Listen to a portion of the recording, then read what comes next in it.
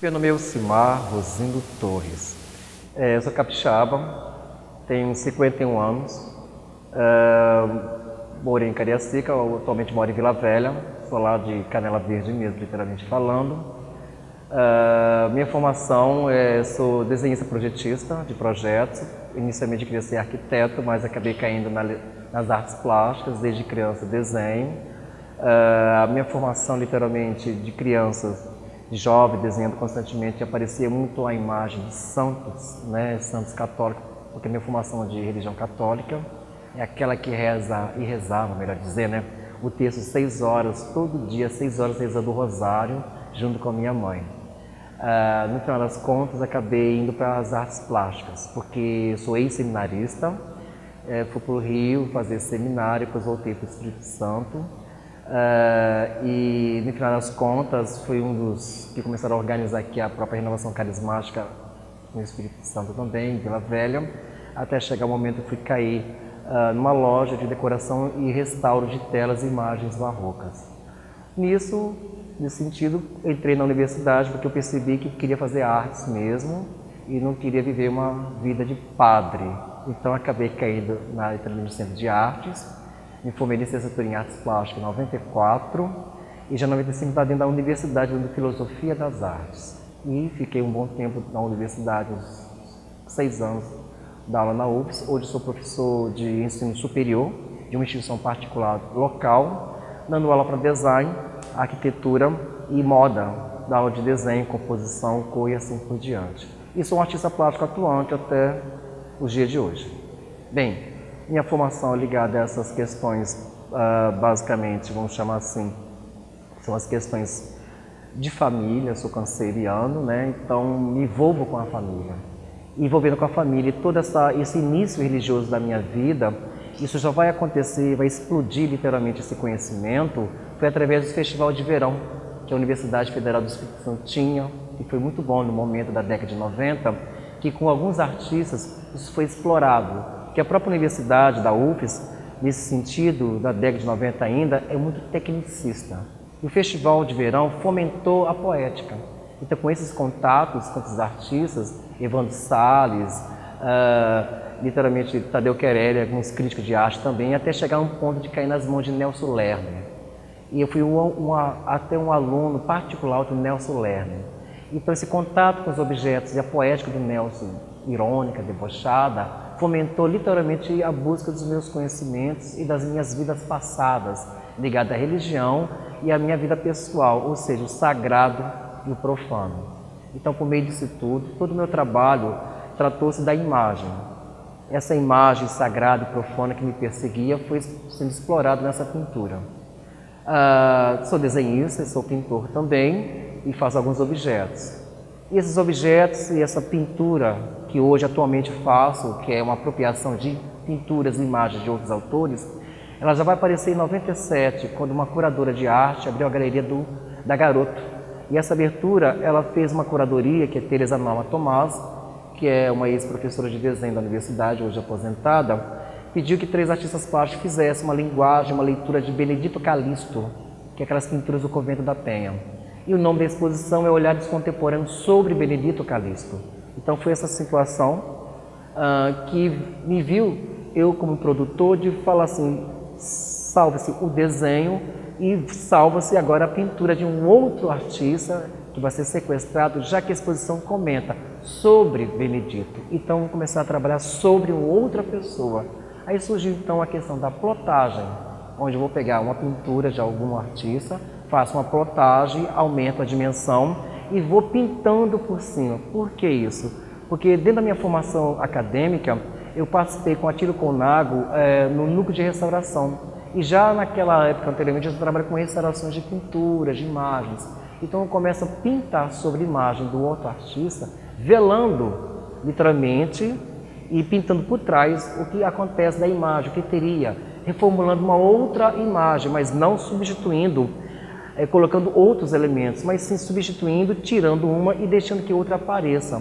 Então, literalmente, essa poética é a questão de velar e revelar o que está por trás dessa pintura.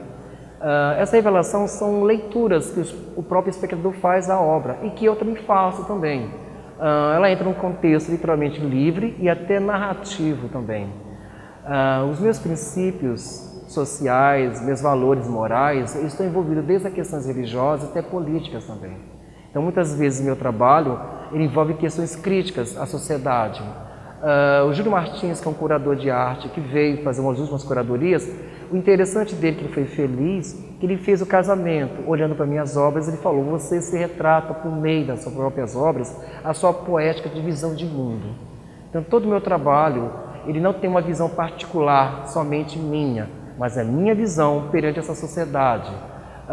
Porque aí tem particular também o meu sentimento afetivo, vamos chamar assim, nós como seres humanos somos afetados pela própria crueldade do Estado, da religião, da moral, da família. Então tudo isso nós somos tomados por essas figurações, por essas afetações, esses bombardeios.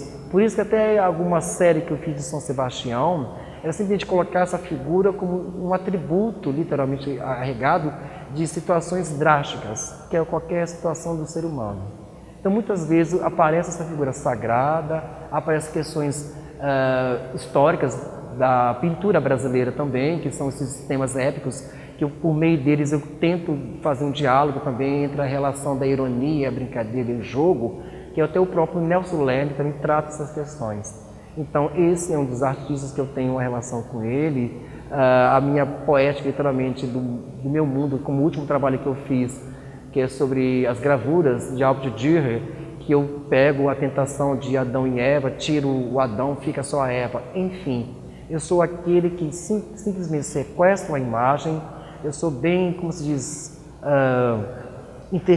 vou interferir nessa imagem de um lado bem cruel, por trás disso, para revelar uma situação bem clara, mas super subjetiva para o espectador.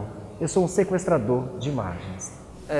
As performances, quer dizer, a Galeria de Arte da Universidade Federal tem um acervo com algumas peças minhas, literalmente. Uma das primeiras peças que foi feita aqui foi através de uma exposição convidada pela curadoria de Neuza Mendes.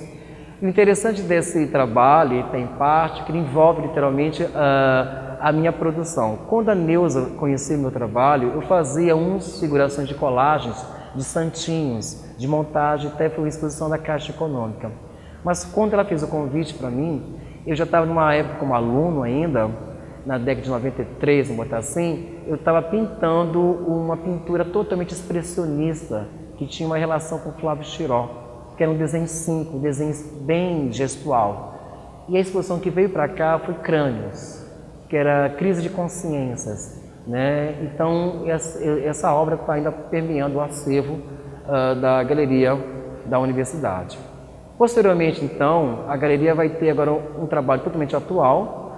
O último trabalho que ela vai ter agora seria uma pintura do próprio Homero Macena, uma plotagem, que é essa pintura provavelmente de 2012. Ela foi exposta a partir da curadoria de Júlio Martins também, nesse ano na galeria. E é uma pintura da subida do convento, onde Homero Macena pinta essa subida. E eu simplesmente, como falei, tem um sequestrador, sequestro o próprio Homero Macena e vou pintando aquele caminho, outras plantações literalmente nativas da época. Ou seja, vira uma mata, a volta à Mata Atlântica. Eu uso um termo que é literalmente de um texto que se chama, a obra se chama Persona non grata. Essa persona non grata quer dizer, uma tradução, você não é bem-vindo. É como se o ser humano, ele não é bem-vindo às nossas situações geográficas. E todo ser humano que passa numa situação geográfica vai construindo prédios, edificações, estradas e vai destruindo toda essa questão da natureza. Enfim, é uma obra que tem um apelo narrativo também, mas um apelo de consciência ecológica, literalmente. Na galeria também já fiz até performance também na própria galeria, que se chamou de Sedução. É uma performance, ela vai originar de uma rave, né? Não é somente do espaço universitário, mas anterior a isso. Fui convidada a participar de uma rave na Codesa, e quem programou essa rave pediu alguns artistas plásticos que ocupassem as paredes da Codesa. Isso e foi acho que isso, provavelmente foi nessa período também de 97, por aí. E eu não tinha dinheiro para fazer nada, então os espaços são gigantescos, imensos. Gente, o que eu vou fazer aqui? Vou fazer uma performance. E aí fiz uma relação, o link então na performance, sobre a história do sudário. Foi na época que o sudário estava em cogitação se era real ou não, né, o próprio sudário de Cristo. Então a performance simplesmente rolou na época da rave, onde as pessoas estavam dançando totalmente loucamente. Eu entro atravessando elas, vestida de preto, com uma moça e um rapaz também de preto, batendo tampas de panela. E entrando nesse sentido, toca-se uma música de Philip Glass e eles tiram minha roupa, literalmente eu fico nu, eles passam tinta preta sobre o meu corpo, esticam esse tecido que eu já levo nas mãos, eu deito, eles põem o tecido por cima por mim e faz uma gravura, por baixo, por cima passando a mão. Passando a mão, pega essa gravura, abre e eu nu prego com pregos gigantescos na parede, imitando a questão do próprio sudário. Então é a gravura do próprio artista. A partir dessa performance, então, fui convidada a fazer outras performances em galerias também. E sempre nu. A questão de ser nu, como te diz, até eu brinquei, não é que eu quero expor em alguma revista masculina, não.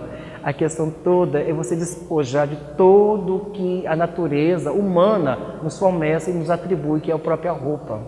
Então, quando você retira tudo isso, você está simplesmente, você e a natureza, você e a atmosfera, a questão fisiológica do próprio corpo dentro do próprio espaço. O que nos pertence é o espaço da natureza, não é a roupa, não são os atributos que nos faz pessoas reais.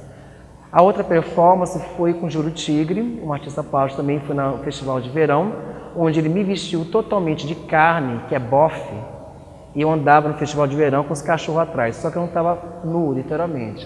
Mas essa performance ela foi dirigida a uma escola de artes, numa época em que passavam umas bandas de rock, eu entrava cheio de carne, outra vez nu, enquanto o próprio Júlio Tigre cortava as carnes e pendurava-as nos anzóis, em cima de um varal. Ele fez parte até essa performance de um livro do próprio artista, que até que na Sedução eu fiz outra performance junto com o artista plástico Júlio Tigre, onde eu aparecia com manto vermelho, totalmente de veludo e seda, que a própria exposição era sobre sedução, e da curadoria da Cátia Canton. Eu aparecia, entrava simplesmente só com a parte do rosto aparecendo e esse capuz, né, lembrando o próprio chapeuzinho vermelho, mas a própria cauda arrastando no chão, ia para fora, e o próprio Júlio, na hora que eu me despia, como fosse uma dama da luxúria oferecendo o seu prazer, né, o seu companheiro, ele colocava elementos que sugavam, né, tipo umas bombinhas que sugavam o próprio corpo, né, que fazia uma relação com mel, né, literalmente. A outra foi a curadoria também no Museu Mais, que era sobre o museu tinha mudado literalmente o caráter dele de exploração, ou seja, como a própria Neuza Mendes era secretária da Cultura do Estado, o Fabrício Pradello, que fez parte dessa curadoria do museu também, chamou para fazer a própria exposição. E eu vendo esse cenário de uma mudança do próprio Museu Mais, em ser um museu totalmente de coisas velhas, e sim ser um museu vivo, que tinha que literalmente trabalhar com a arte contemporânea, mesmo que seja arte antiga, mas falar de uma linguagem atual em arte em geral. A outra vez veio o convite do Fabrício de fazer uma performance. Aí lá vou de novo fazer performance de quê? Vou ficar nu de novo.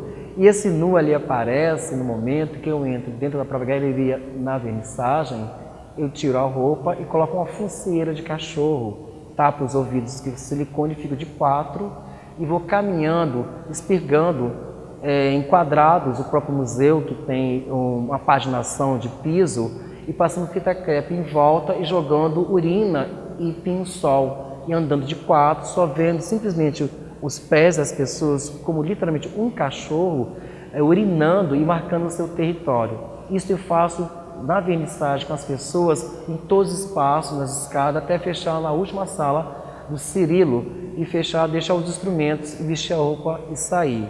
Enfim, ali basicamente a proposta é marcar território onde a própria Secretaria de Cultura estava garantindo isso, que o museu seria um novo museu.